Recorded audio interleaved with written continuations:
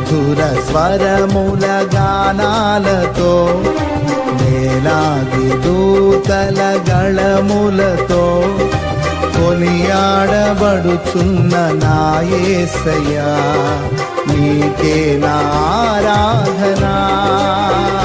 మహదానందమే నాలో పరవశమే నిన్ను స్తుతించిన ప్రతి క్షణం. మహదానందమే నాలో పరవశమే నిన్ను స్తుతించిన ప్రతి క్షణం.